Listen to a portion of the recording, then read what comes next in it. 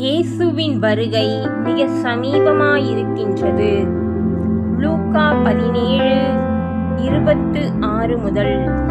நோவாவின் நாட்களில் நடந்தது போல மனுஷகுமாரனுடைய நாட்களிலும் நடக்கும்.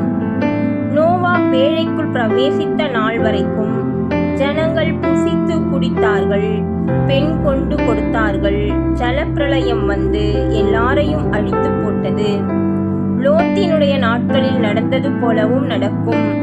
ஜனங்கள் புசித்தார்கள், குடித்தார்கள், கொண்டார்கள், விற்றார்கள், நட்டார்கள், கட்டினார்கள்.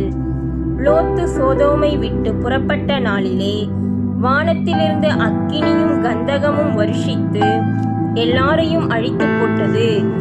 மனுஷகுமாரன் வெளிப்படும் நாளிலும் அப்படியே நடக்கும்.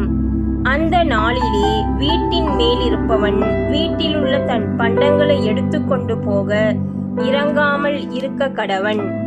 அப்படியே வயலில் இருக்கிறவன் பின்னிட்டு திரும்பாமலும் இருக்க கடவன். லோத்தின் மனைவியை நினைத்து கொள்ளுங்கள்.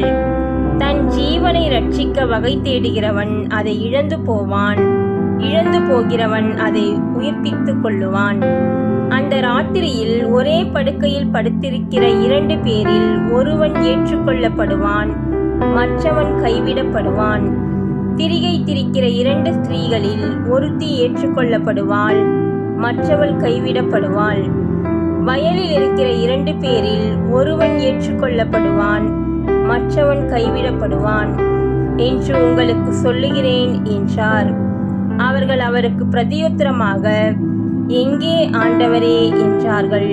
அதற்கு அவர், பிணம் எங்கேயோ அங்கே கழுகுகள் வந்து கூடும் என்றார். இனி நாம் யாரும் காலத்தை கடத்தக்கூடாது. தேவனுடைய வருகைக்கு நாம் நம்மை ஆயத்தப்படுத்திக் கொள்ள வேண்டும். ஆயத்தப்படுவோம். கர்த்தரின் வருகை மிக சமீபமாய் வந்திருக்கின்றது.